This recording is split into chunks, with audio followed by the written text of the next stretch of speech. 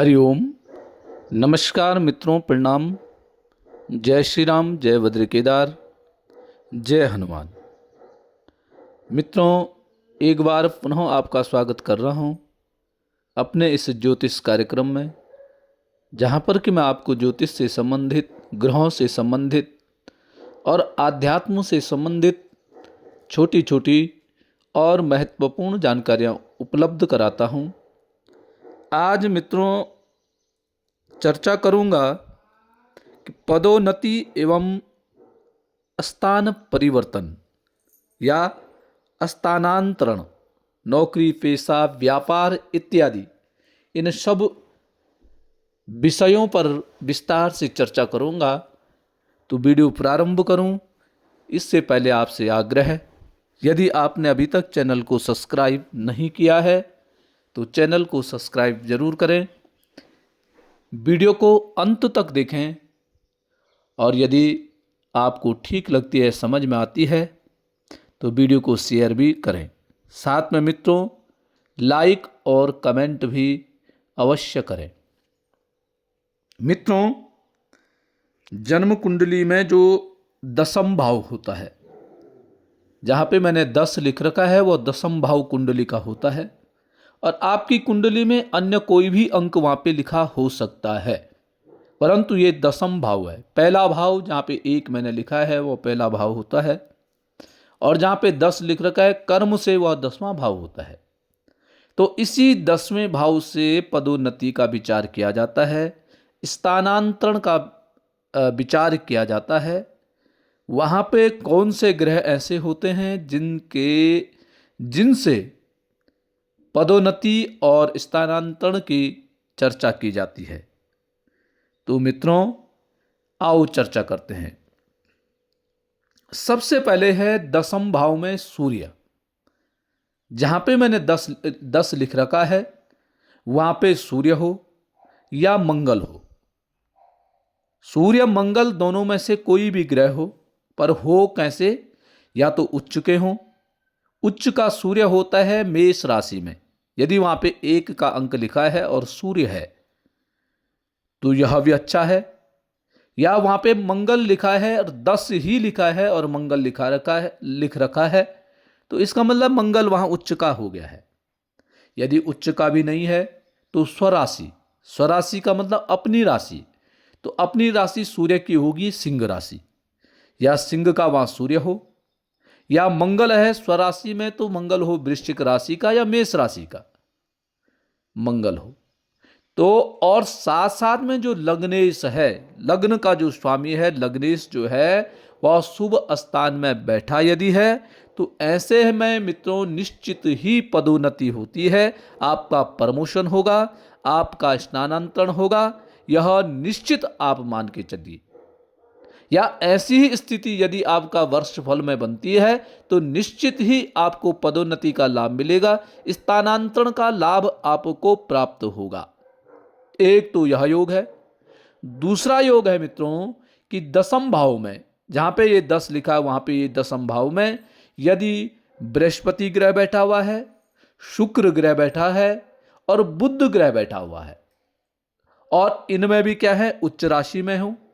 जैसे बृहस्पति है तो कर्क राशि में उच्च का हो जाता है और अपनी राशि होती है बृहस्पति की धनु राशि और मीन राशि। यदि बृहस्पति कर्क राशि में वहां बैठा हुआ हो या मीन राशि में बैठा हुआ हो या धनु राशि में बैठा हुआ, एक। दूसरा है शुक्र ग्रह यदि बैठा हुआ है दशम भाव में, यदि शुक्र ग्रह भी बैठ रखा है और शुक्र ग्रह कैसा बैठा हो? उच्च का। उच्च का मतलब मीन राशि का शुक्र हो। अपनी राशि शुक्र की कौन कौन सी होगी? वृषभ राशि और तुला राशि। तो इन 3 राशियों में यदि शुक्र वहां बैठा हुआ है दशम भाव में, मीन राशि का, वृषभ राशि का और तुला राशि का, या बृहस्पति ग्रह वहां बैठा हुआ हो कर्क राशि का, धनु राशि का और मीन राशि का, और उसके अलावा बुध ग्रह भी यदि दशम भाव में बैठा हुआ है, बुध कन्या राशि का या मिथुन राशि का, यदि मित्रों ये तीनों ग्रहों में से कोई भी एक ग्रह या तीनों भी हैं तो वह भी उत्तम है, या एक ग्रह भी दसम भाव में बैठा हुआ है तो निश्चित ही ऐसे जातक की पदोन्नति होती है, या स्थानांतरण, मन चाहा स्थानांतरण ऐसे व्यक्ति का होता है, यह निश्चित मान के चलो। और यदि आप नौकरी पेशा वाले हैं या व्यापारी हैं तो इन ग्रहों की जब दशा आती है, अंतरदशा आती है, प्रत्यंतर दशा आती है, या गोचर में भी यह ग्रह जब इस दसम भाव को देखते हैं तो निश्चित ही आपके व्यापार में लाभ होता है, आपकी नौकरी में लाभ होता है, आपका प्रमोशन निश्चित ही होगा, कोई रोक नहीं सकता है। तीसरा सुनो, तीसरा है नवमेश। नवमेश मतलब भाग्य भाव का स्वामी। नवम भाव जो होता है वो भाग्य भाव होता है। इस भाग्य भाव का स्वामी नवम भाव में हो, नवम भाव का स्वामी नवम भाव में अपने ही भाव में बैठा हुआ हो, और लग्नेश की लग्न पर दृष्टि हो। लग्न का जो स्वामी है वो या तो लग्न में ही बैठा हो या वो लग्न को देख रहा हो, लग्न भाव को देख रहा हो, तो ऐसे में भी पदोन्नति होती है, स्थानांतरण का योग बनता है। चौथा है मित्रों, दसमेश का, दसम भाव का जो स्वामी है, आपकी दसम भाव में कौन सी राशि बन रही है, उस राशि का कौन सा स्वामी है, तो दसमेश का लग्नेश या त्रिकोणेश से संबंध होना। दसम भाव का स्वामी जो है वो लग्न के स्वामी के साथ बैठा हुआ है या त्रिकोण के स्वामियों के साथ बैठा हुआ है, तो ऐसे में भी पदोन्नति की चांस होते हैं, पदोन्नति होती है, और पदोन्नति के साथ साथ स्थानांतरण का भी योग बन जाता है। अगला एक योग और है। एक योग क्या है कि दसमेश लग्न में बैठा हो। दसम भाव का जो स्वामी है उसको दसमेश कहते हैं, तो ये दसमेश जो है वो लगन में बैठा हुआ हो, परंतु हो ठीक स्थिति में, उच्च का हो तो और अच्छा है, यदि अपनी राशि का हो तो वो भी और अच्छा है, और मित्र राशि का है तो वो भी अच्छा है, तब जाकर के यह योग फलीभूत होता है। एक योग और है कि नवमेश और दसमेश और लाभेश।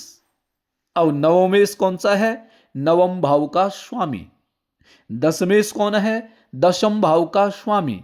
और लाभेश कौन है, 11वें भाव का स्वामी।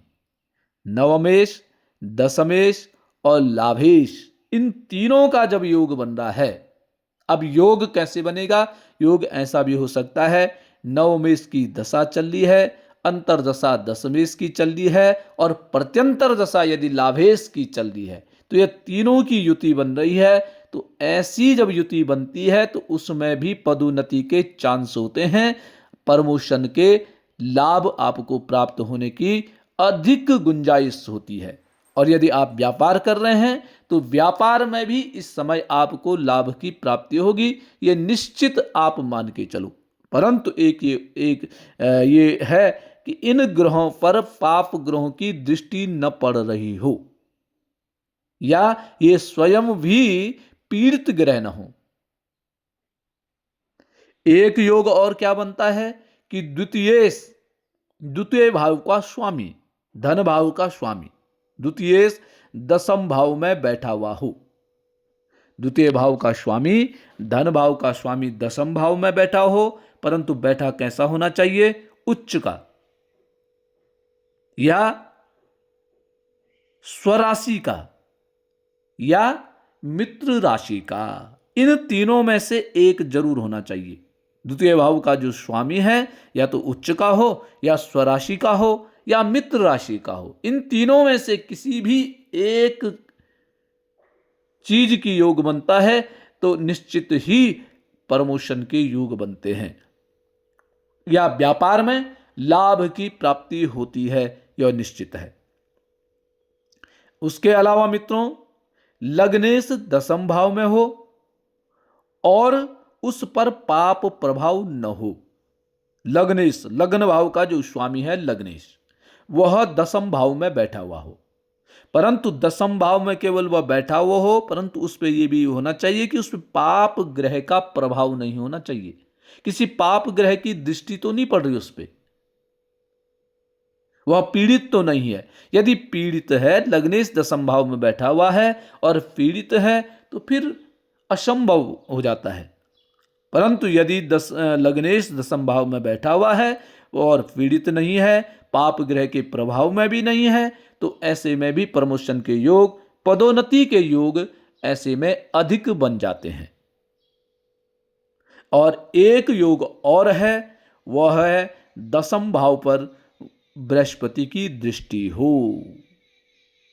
आपने दसम भाव पे देखना है आपका बृहस्पति ग्रह कहां बैठा हुआ है, और जहां बृहस्पति ग्रह बैठा हुआ है वहां से जो उसकी दृष्टि जो जारी है, वह दृष्टि कौन से भाव में जारी है। यदि बृहस्पति ग्रह आपके दसम भाव को देख रहा है, बृहस्पति ग्रह आपके कर्म क्षेत्र को देख रहा है, तो निश्चित ही ये मान के चलो कि आपके कर्मों का फल आपको मिलने वाला है, वह भी पदोन्नति के रूप में, प्रमोशन के रूप में, स्थानांतरण के रूप में आपको प्राप्त होने वाला है। मित्रों, यदि दशमेश आपका सूर्य है और दशमेश आपका दसम भाव में ही विराजमान है, तो ये निश्चित मान के चलो कि जब आप पे दशमेश की दशा आएगी या आप पे इस सूर्य की दशा आएगी, तो निश्चित मान के चलो ये 100% है, आपका स्थानांतरण होगा या आपका प्रमोशन होगा। ये निश्चित, आप नहीं तो स्थान परिवर्तन आपका होना निश्चित ही समझो। आपका स्थानांतरण जरूर यह कराता है, सूर्य ग्रह आपका स्थान का परिवर्तन जरूर कराता है। आप बहुत समझ से यदि प्रयासरत हैं अपने स्थानांतरण के लिए, तो मित्रों सूर्य की दशा का इंतजार करो, और सूर्य की इंतजार दशा के में निश्चित ही आपका स्थान परिवर्तन होगा। इसके अलावा आपका दशमेश कैसी स्थिति में है, यदि दशमेश आपकी ठीक स्थिति में नहीं है, उसको ठीक करने का आप प्रयास करो, इसको उपाय करो, उसके दान करो, तो निश्चित ही आपको सफलता की प्राप्ति होगी, आप सफल होंगे। तो पदोन्नति, प्रमोशन, और या आप स्थान परिवर्तन करा रहे हैं, स्थानांतरण करा रहे हैं, तो पहले सूर्य को जरूर देखिए, सूर्य कैसी स्थिति में। यदि ठीक स्थिति में है तो उसका उपाय कराइए, तो निश्चित ही आप सफल होंगे। तो मित्रों, आज के लिए बस इतना ही। कल पुनः किसी नई जानकारी के साथ आपके सामने प्रस्तुत होगा। जय श्री